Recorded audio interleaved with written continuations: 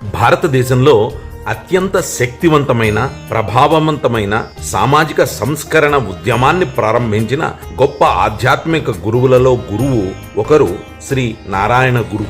వీరు 1856లో కేరళలోని చెన్పళంతి గ్రామంలో జన్మించారు. వీరు తమ తల్లిదండ్రులైన మదన్ హసన్, కుట్టి అమ్మలకు ఏకైక సంతానం.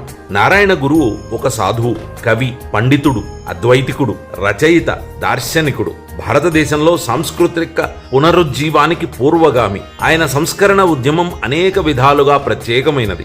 ఆధ్యాత్మిక స్వేచ్ఛ, సామాజిక సమానత్వ విలువలను ప్రోత్సహించడం ద్వారా హిందూ సమాజంలోని అడగారిన వర్గాలలో విశ్వాసం, ఆత్మగౌరవాన్ని కలిగించడానికి ప్రయత్నించారు. వీరిని అందరూ గురుదేవన్ అని పిలుస్తారు.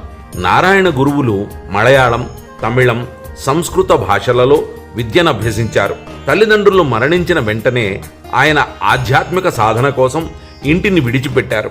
అణగారిన వర్గాల దుస్థితి ఆయనను బాధించింది. కుల వివక్ష నుంచి తప్పించుకోవటానికి దిగువ కులాల ప్రజలు క్రైస్తవ మతం, ఇస్లాం మతంలోకి మారడం ఆయనను బాగా కలచివేసింది. స్వామి వివేకానంద ప్రేరణతో హిందూ సంస్కరణ ఉద్యమాన్ని ప్రారంభించాలి అనుకున్నారు.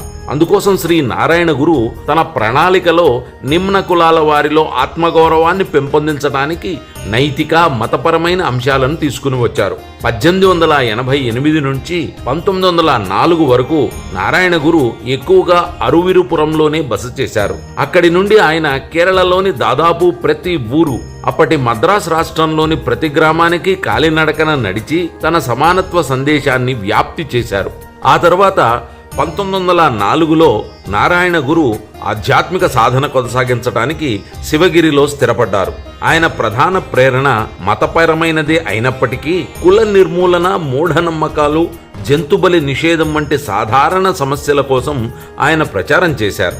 విద్య, నైపుణ్యాభివృద్ధిని ప్రోత్సహించారు. విద్యను ప్రాచుర్యంలోకి తీసుకురావటానికి ఆయన దేవాలయాలు, గ్రంథాలయాలు, సంస్థలను స్థాపించారు.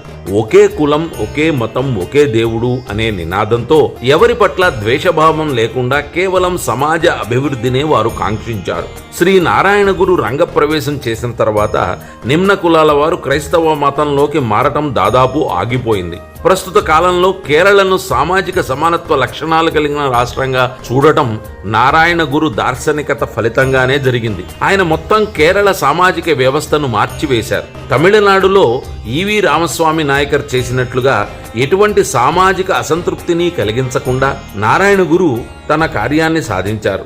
1928 ప్రారంభంలో గురుదేవన్ తీవ్ర అనారోగ్యానికి గురై కొంతకాలం మంచం పట్టారు. చివరికి సెప్టెంబర్ 20, 1928న ఆయన తన భౌతిక కాయాన్ని వదిలేశారు.